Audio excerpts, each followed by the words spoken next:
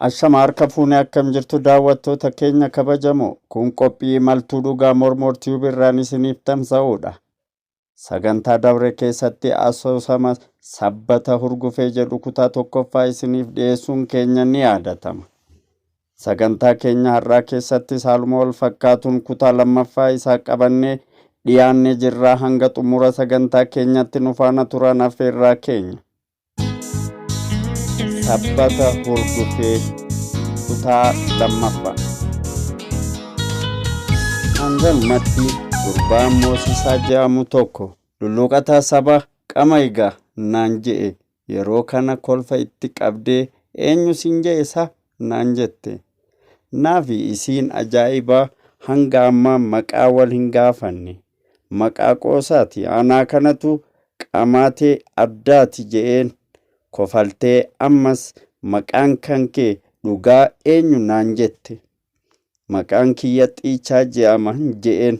Anis kan isii gaafannaan harguffee laamshessoo naan je'an naan jette. Kiyya daran ka isiittu na raajesse.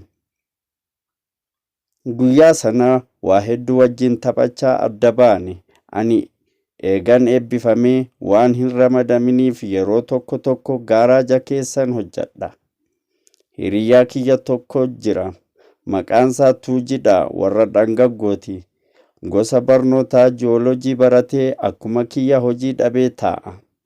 Hojiin isaa guddoon hojii qamaatii irratti galgala qaaxiraa kontiraata fudhatee qamaatii geggeessudha. Egaa harguffeen seenaa sana na taphachiiftee booda isaaf bilbileetiin biratti dirree dhawaadha ol kute. Ilmi namaa hundi kolfee haa taphatu malee ibidda garaa keessaa ol danfu qaba. Tokko tokko ammoo jireenya isaa fooyyessuudhaaf namarratti hirkatee jireenya isaa gara fuulduraa oofaa jiraata. Kuni haaluma jiruu ilma namaati. Tuujiin yeroo seenaa harguffee san taphachiisu hedduu garaan isaa badee hiriyaa isaa kan magaalaa Adaree biyyoo jiraatu Nadhii kan je'amuun wal na barsiise. Inni sanis furmaata ni ta'a je'ee waan yaade naaf kennee achii kara dirree dhawaa deebi'uuf murteesse. Harguffeen umriin ijoollee taatus intala takka qabdi. Jireenyi isii kan bifa isii irraa dubbifamee baramu miti. Jireenyi isii yeroo dhahannaa onnee isii kan dheebuu namummaa qabu san dhageeffatte barama. Ani yeroo baay'ee qoosa guddadhus yeroo isiin dhugumaan keessa isii na taphachiistu keessi koo na nyaate. Galgala sana eegaa yeroon kutteen dirree dhawaa seenee kara mana harguffee deemee haala isiin keessa jirtu laaluu barbaade. Sammuun tiyya na diddee kara mana akkan deemu na ajajje.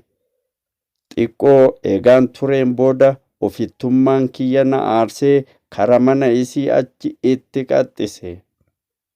Yeroo mana isii bira gahu sagalee dhiiraa dhaga'e.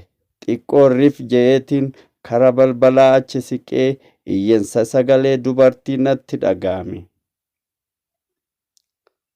Daawwattoota keenya kabajamoo. Qophii har'aaf qindeeffanne kanumaan goolabna. Kutaa itti aanuun hanga walitti deebinutti qophiilee mormortii hafan waliin turtii gaarii.